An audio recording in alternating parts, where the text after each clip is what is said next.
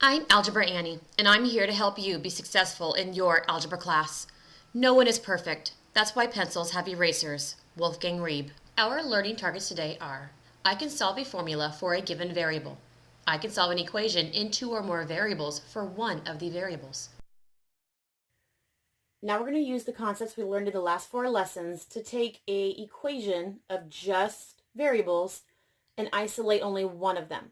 So the equation that we were originally given is d equals r times t. But I want to know what r equals, not what d equals.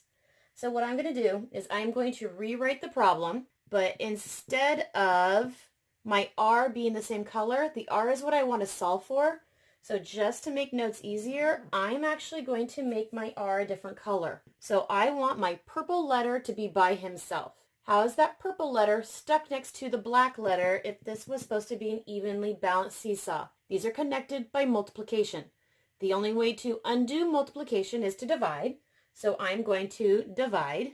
I wanted the purple letter by itself, my R, which means my T is what needs to go away. So that means I'm going to divide by T. So on this side, I have d divided by t, which just is d divided by t. There is no way to simplify that. Equals, I had my purple letter r, so here's my purple letter r. T divided by t goes to 1. So t divided by t is the same thing as like 3 over 3 or the same thing as 5 over 5. These all simplify down to 1. So t divided by t actually simplifies down to 1, so it goes away. So r actually equals d divided by t. And this is your answer. You isolated r like the problem asked you to. So this is a problem you would probably experience in science class. Fahrenheit equals 9/5 of our Celsius plus 32. If I don't want a Fahrenheit equals equation, what if I wanted a Celsius equals equation? So I'm going to rewrite the entire problem, but so that I don't get confused, I'm going to rewrite the letter that I'm actually solving for in a different color. So I'm trying to solve for our C, which is still not a very good color. So I'm trying to solve for C. C is like the boxes that I want. I wanted this by itself. So first, this added 32 needs to go away. So I want this part by itself. So to make the added 32 go away, I'm going to subtract 32 from both sides, remembering nice and equally balanced. A positive 32 minus 32 zeroes out. So on this side of my seesaw, I still had 9/5 times my C, which is what I was solving for. That's why it's a different color. On this side, I had Fahrenheit minus 32. I still have Fahrenheit minus 32. Now I want Celsius by itself. How is Celsius stuck next to this number?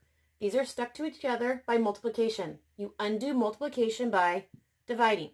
So I'm going to divide both sides by the number that I want to go away. So by the number that I want to go away. So what do I have left? On this side, I had Fahrenheit minus 32, all divided by 9/5, equaling 9/5 divided by 9/5. These actually eliminate. They turn to 1. C is all by itself. So your answer is Fahrenheit minus 32, all over 9/5 equals C. Now, what would you do if your teacher did not like your fraction being in the denominator of another fraction? We would need to actually divide the numerator from the denominator. So if you wrote it out lengthwise, this was f minus 32. All of this was supposed to be divided by the fraction 9/5, and this was equaling Celsius. Well, how do we divide fractions? This had to be a fraction by itself. We know to divide fractions, you keep, change, flip. So we would have kept it, changed it from division to multiplication, and we would have flipped from 9 over 5 to 5 over 9. This all still equaled Celsius. Fractions, you multiply straight across. So 5 times this parenthesis would have been 5 times the parenthesis of f minus 32. 1 times 9 would have been 9. The right side is still Celsius. So your answer is finally in one complete whole fraction, where your answer is 5 times the parenthesis of f minus 32 all over 9. That equals Celsius.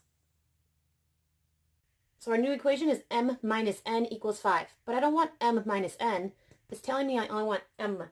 So I'm going to actually rewrite the problem. But instead of the m being black, I'm actually going to rewrite it so it's a color that I can see. He's what I want by himself on his side of the equal sign. So here's my current balance. I want him by himself. which means the minus n needs to go away.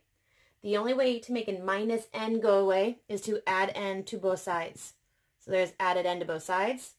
Nothing happened to my m. My m is still there. And negative n plus n, it disappears. This equals 5 plus n is honestly just 5 plus n. So m equals 5 plus n. And you're done. So our next problem is we want to solve m divided by k equals x, but I want k to be by itself. So I'm going to rewrite the problem so that the variable that I'm solving for is in a different color than everything else. It's easier for me to make sure I'm isolating it. M is currently stuck to k by division. I want to undo division by multiplying. So I'm going to multiply both sides by that k. K times a divided k actually eliminates, so I'm left with just m. Here is my balance beam. Equally, x times k is k times x, or x times k. So this is x times, remembering that k was supposed to be in a different color, so I make sure that he is isolated. Well, now k is stuck to x. I want k by himself, which just means this multiplied x needs to go away. So I'm going to divide both sides by x, because that's how you undo multiplication. This is m divided by x. It's still m divided by x, equaling x divided by x. Zeroes out. I'm left with just k.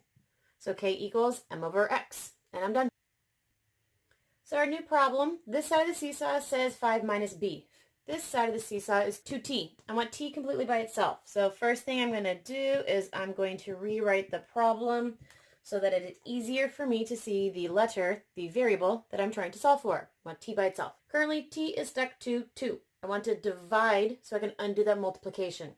So here is my balance beam, making sure everything is evenly balanced. If I'm going to divide this seesaw into 2 separate groups, that means I'm dividing this entire seesaw also into 2 separate groups. So that means this entire seesaw is divided into 2 separate groups. This entire seesaw is divided into 2 separate groups. So the entire seesaw of 5 minus b is divided into 2 separate groups, equaling 2 divided by 2 gave me the 1. I'm left with just that t. So 5 minus b, all of that divided by 2 equals the t. And I'm done. What did we learn today? I can solve a formula for a given variable. I can solve an equation in 2 or more variables for one of those variables. And I look forward to seeing you tomorrow in class.